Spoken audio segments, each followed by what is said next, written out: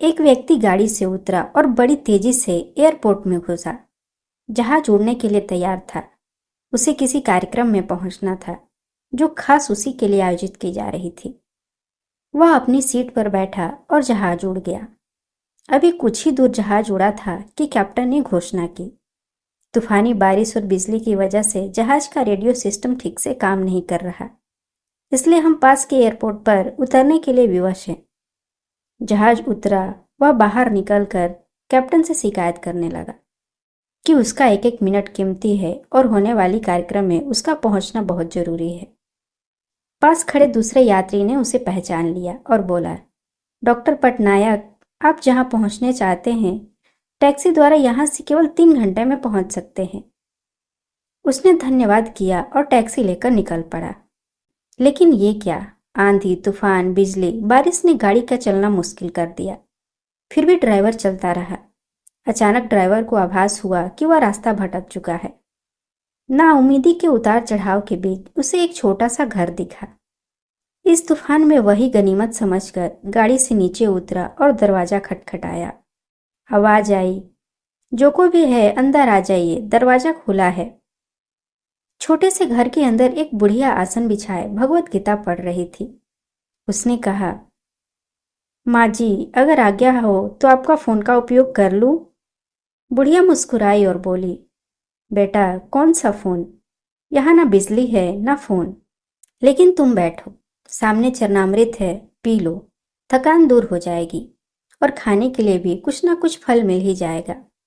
खा लो ताकि आगे यात्रा के लिए कुछ शक्ति आ जाए।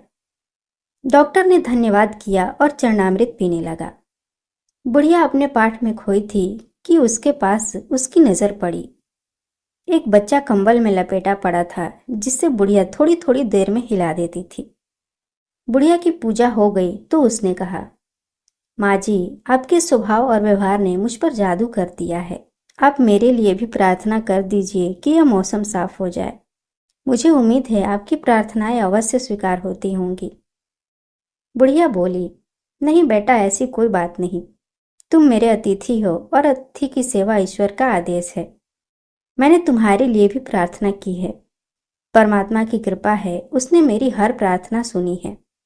बस एक प्रार्थना और मैं उससे मांग रही हूँ, शायद जब वह चाहेगा उसे भी स्वीकार कर लेगा। कौन सी प्रार्थना? डॉक्टर बोला। बुढ़िया बोली, ये जो 2 साल का बच्चा तुम्हारे सामने अधमरा पड़ा है, मेरा पोता है। ना इसकी माँ जिंदा है ना ही बाप।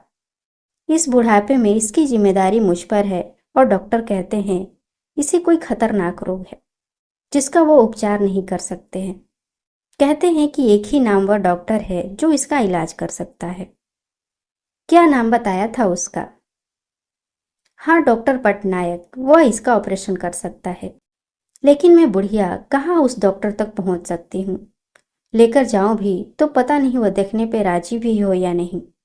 बस अब बंसी वाले से यही मांग रही थी कि वह मेरी मुश्किल आसान कर दे। डॉक्टर की आंखों से आंसू की धारा बह रहा है। वो भराई हुई आवाज में बोला, माई, आपकी प्रार्थना ने हवाई जहाज को नीचे उतार लिया। आसमान पर बिजलियां कौंधवा दी, मुझे रास्ता भुलवा दिया ताकि मैं यहां तक खींचा चला आऊं। हे भगवान, मुझे विश्वास ही नहीं हो रहा कि एक प्रार्थना स्वीकार करके अपने भक्तों के लिए इस तरह भी सहायता कर सकता है। दोस्तों, वह सर्वशक्तिमान है। परमात्मा के भक्तों, उससे लौ लगाकर तो देखो। जहां प्राणी असहाय हो जाता है वहां से उसकी परम कृपा शुरू होती है। ईश्वर में विश्वास रखने से हमें जीवन की हर कठिनाई का सामना करने की शक्ति मिलती है। जब हम ईश्वर पर भरोसा करते हैं तो हमारे दिल में एक अनोखी शांति और स्थिरता आती है। ईश्वर हमारे साथ है, हमें कभी अकेला नहीं छोड़ेगा। इसलिए अपने विश्वास को मजबूत रखें और आत्मविश्वास के साथ आगे बढ़े। दोस्तों, आपको ये कहानी कैसी लगी हमें कमेंट में जरूर बताएं और अगर पसंद आई हो तो इसे लाइक करें, शेयर करें और चैनल को सब्सक्राइब करें। फिर मिलेंगे एक नई कहानी के साथ।